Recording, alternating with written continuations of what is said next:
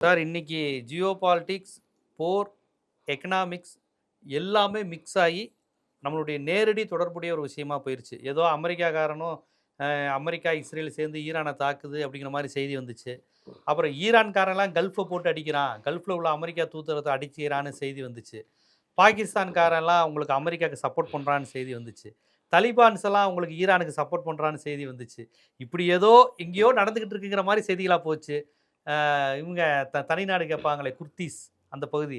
அவங்கலாம் அமெரிக்கா பயன்படுத்துது நாங்க. இல்ல அவங்க பயன்படுத்தலன்னு ஏதோ ஒரு ஜியோ பாலிட்டிக்ஸ் மத்திய கிழக்கு செய்தி, மிடில் ஈஸ்ட்டுக்காக செய்தி, மேற்குலக செய்திங்கிற மாரி போய் கடைசியில இன்னைக்கு டீ கடையில கேஸ் இல்ல, வடை போட முடியல, இட்லி தோசைய குறைச்சுக்கோங்கன்ட்டாங்க.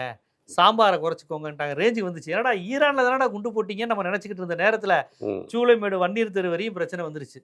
சூளைமேடுலயும், டி நகர்லயும் எப்பா ஈரான்ல குண்டு போட்டாங்களான்னு பேசக்கூடிய நிலை வந்துச்சு. நீங்க மட்டும் பேசுற விஷயத்த இன்னைக்கு எல்லா மக்களும் பேசக்கூடிய செய்தி ஆயிருச்சு. என்னதான் சார் இருந்தது? இதுக்கு பிஜேபியினர் ஒரு உலகளாவிய ஒரு பிரச்சனை நடக்குது. இதுக்கும் மோடி தான் காரணம்னு காங்கிரஸ் மகளிர் போராட்டம் பண்ணிக்கிட்டு இருக்கீங்க.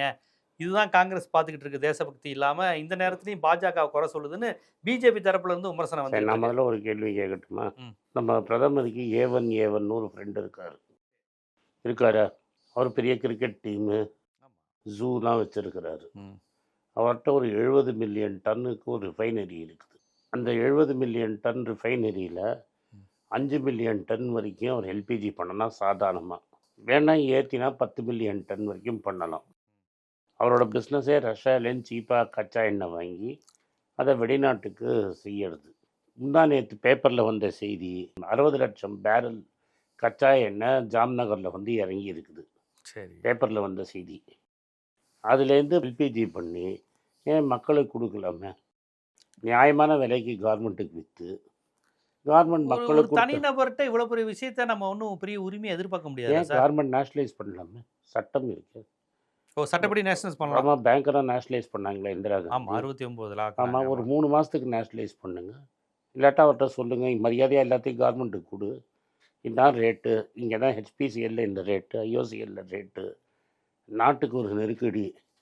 சாமியானியனெல்லாம் நீங்கள் பணியில் இருக்கிற சோல்ஜரை பாருன்னு சொல்லி நீங்கள் படம் காட்டினவங்க. ரிலையன்ஸ் பாவம், நீங்கள் எவ்வளவோ செஞ்சுருக்கீங்க.